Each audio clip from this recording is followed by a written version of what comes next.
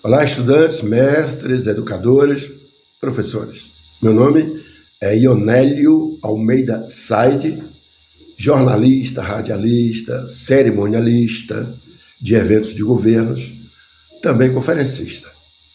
É um prazer estar aqui neste templo do conhecimento, ainda que virtual, através da ferramenta maravilhosa e revolucionária da internet e as suas redes sociais.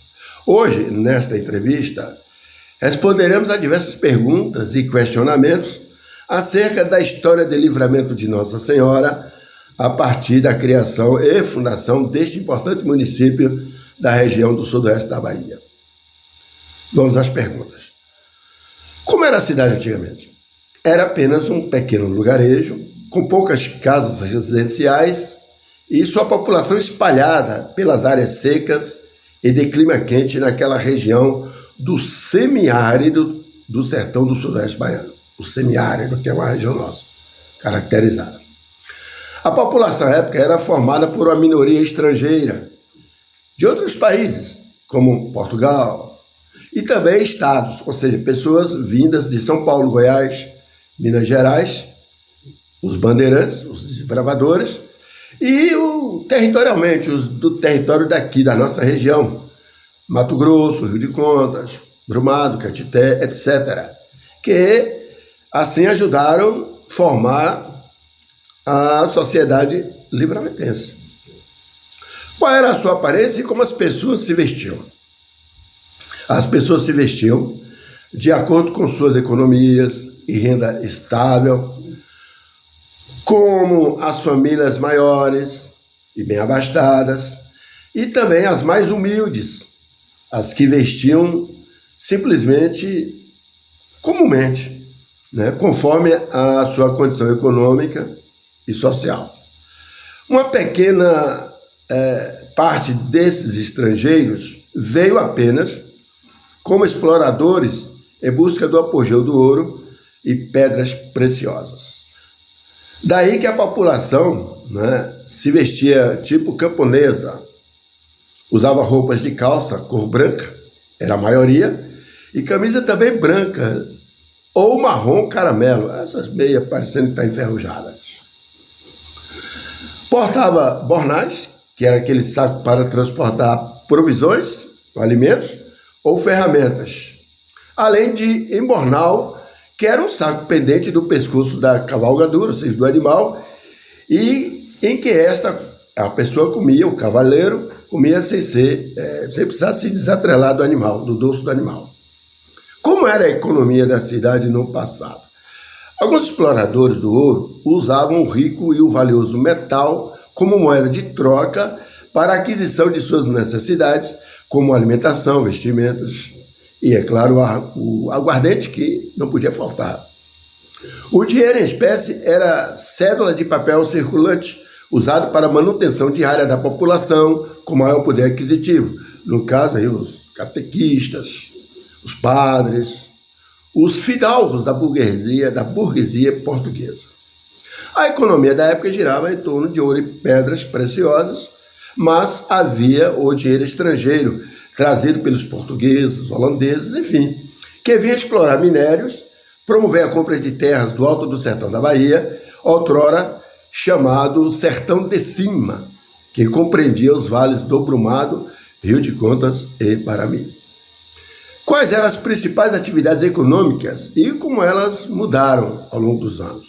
Bom, a mudança da área para explorar, morar ou trabalhar ocorreu com a edificação, a criação de Vila Velha, localizada por uma grande extensão ou formada por uma grande extensão de terras que foram divididas em grandes propriedades e vendidas para outras pessoas. Se bem que grande parte dessa terra não foi ou não fora vendida, e sim herdada pelos seus descendentes, filhos, netos, bisnetos, etc. Então, alguns permaneceram na chamada Serra Geral da Bahia, no alto do Mato Grosso. Com o desbravamento cada vez maior devido à rica exploração de minérios e pedras preciosas, os vales do Brumado, Rio de Contas e Paramirim foram sendo cada vez mais povoados e colonizados pelos pioneiros, os chegantes, Isto no ano de 1765. Com a povoação em franco crescimento, após a febre do ouro, a cultura do arroz, acabou esta sendo a principal atividade produtiva da cidade. Mas o arroz acabou sendo substituído, a plantação acabou sendo substituída pela produção e cultivo de manga e maracujá. Com a implantação do perímetro irrigado do Brumado, o cultivo diversificou, fortalecendo e surgindo uma nova cadeia produtiva formada pela agricultura, a pecuária, a hortifruticultura, a plantação de umbus, pinha, limoeiros, legumes variados, de hortas, etc. Quais são os marcos históricos, então, da cidade e como eles se relacionam com a história da região ou do país? Inicialmente, além dos locais de mineração, é claro, são marcos históricos as capelas de São João Batista, na hoje Rua do Areião, o Arraial do Tomba, a Gruta do Bom Jesus do Taquari e a Capela de São Gonçalo do Amarante. Também existiu, até recente, o Casarão dos Alcântaras, os prédios históricos do Recreio, Rua do Fogo, também etc. Todavia, um dos nossos maiores marcos, um dos maiores locais do patrimônio histórico e cultural é, sem dúvida, a Estrada Real, pela qual já passou por ela os próprios membros do reinado português, os reis de Portugal.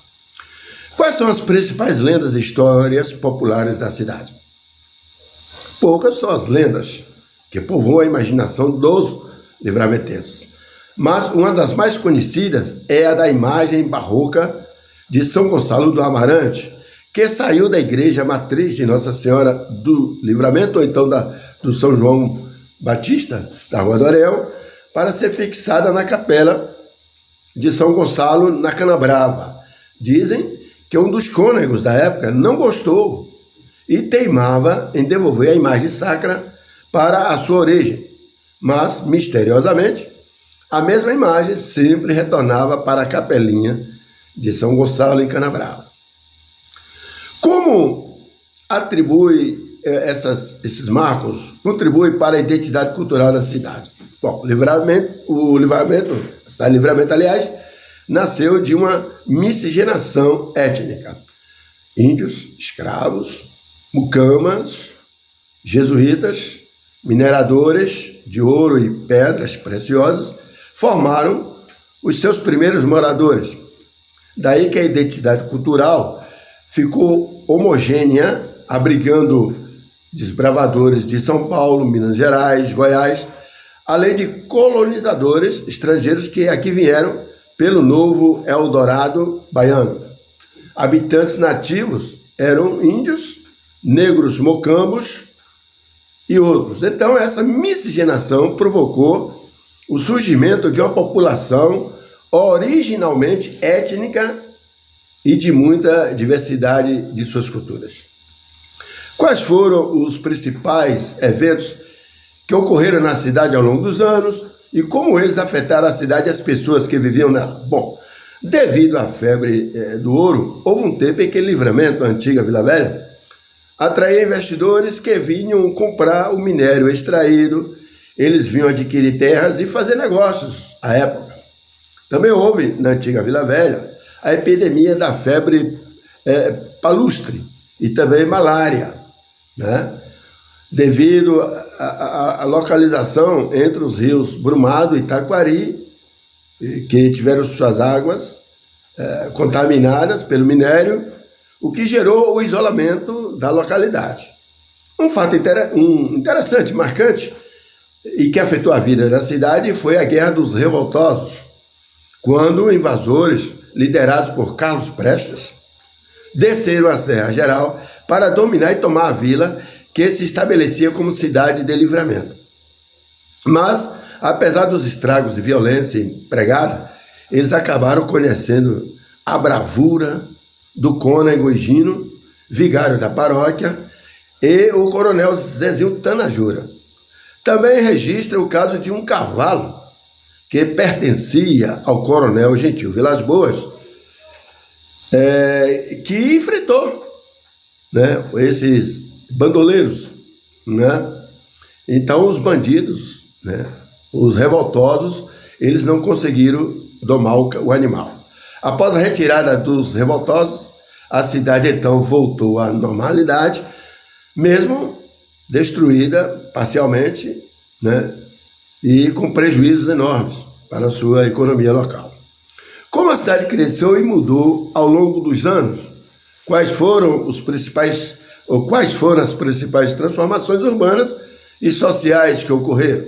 Bom, o grande problema, numa visão mais honesta sobre a fundação de Livramento e até os dias atuais, é que o poder público municipal e a política eleitoral local podem ser considerados os grandes culpados pelos 102 anos de pouco desenvolvimento, relativo atraso no crescimento econômico e progresso.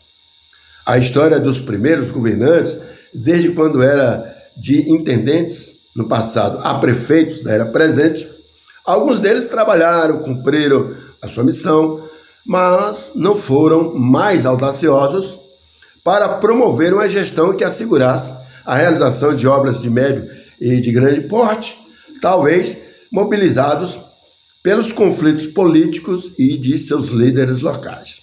Então, em períodos outros, Livramento acabou sendo prejudicado em relação ao seu desenvolvimento e crescimento econômico. Não me atrevo, é claro, a apontar nomes nesse sentido, até porque convivo pessoal e até profissional. Eu conheço a biografia de alguns deles, os que estão vivos, não é? Apenas posso afirmar, adiantar, que um desses prefeitos, intendentes a prefeitos, deram sua parcela de colaboração, pouca ou razoável, com suas gestões no passado. Mas, de um certo período para cá, o prefeito que realmente tem feito uma gestão transformadora e que trabalha para o desenvolvimento real e equilibrado é o atual gestor. Repito, conheço a biografia administrativa de cada um dos prefeitos da antiga à recente história deste município. Não estou fazendo nenhum juízo ou julgamento de valor, mas apenas proferindo com reconhecimento justo e capaz por aqueles que realmente, né, entraram e os que estão entrando para a história recente de Livramento de Nossa Senhora. Qual o seu papel ou função aqui nessa maravilhosa cidade de Livramento? No caso, o meu, Ionélio Said. Bom, atualmente sou coordenador de esporte, lazer e turismo, lotado na Subsecretaria de Turismo, setor de gestão da Secretaria Municipal de Esporte, Cultura, Lazer e Turismo, nomeado no mês de setembro deste ano, por indicação do prefeito José Ricardo Assunção Ribeiro, popular Ricardinho, e também fui coordenador de cultura de 2013 a 2016. Há quanto tempo você mora aqui e como é o seu ponto de vista?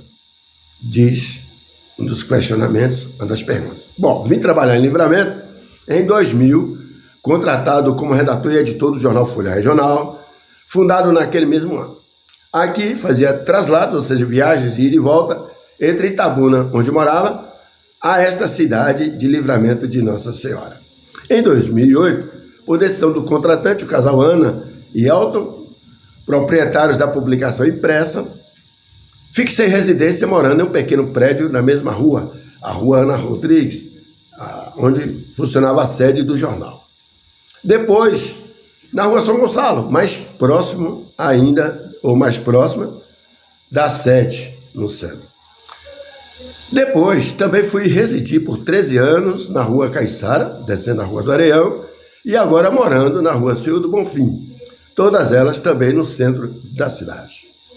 Antes de vir para Livramento, estava trabalhando na Rádio Tropicaliente, FM comunitária, dos tempos da pirataria de emissoras, em Brumado, quando vim para cá e aqui estou até hoje.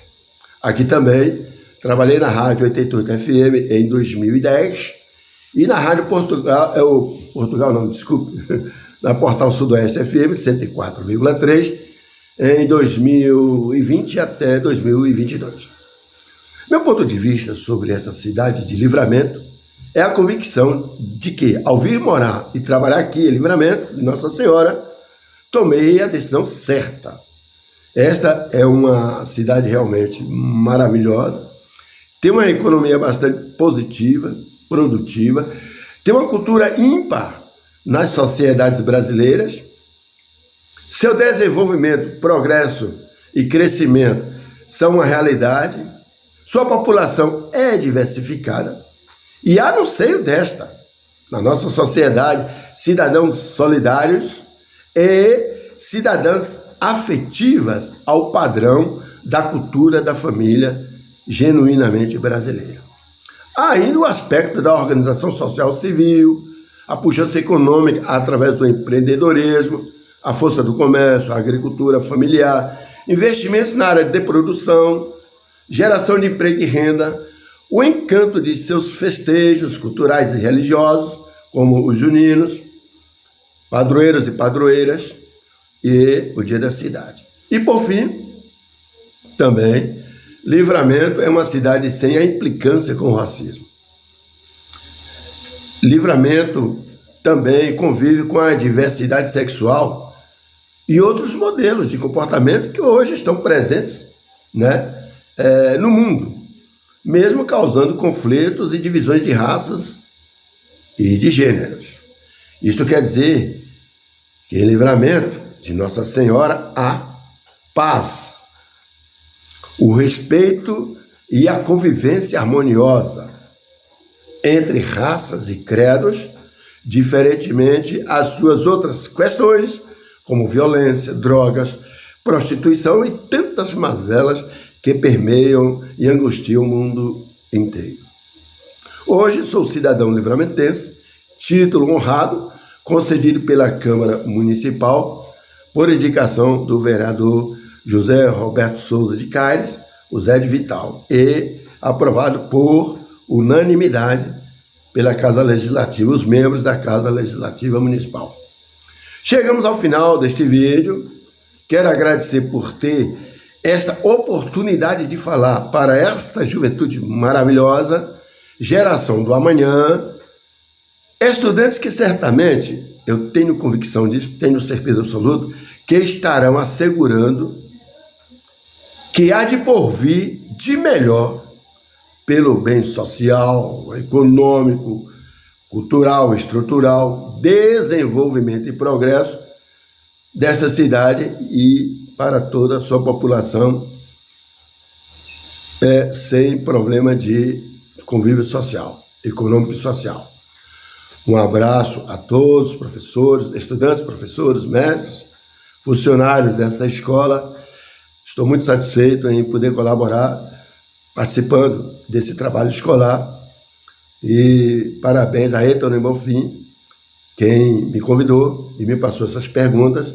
E a todos aí do colégio, um abraço. Até a próxima.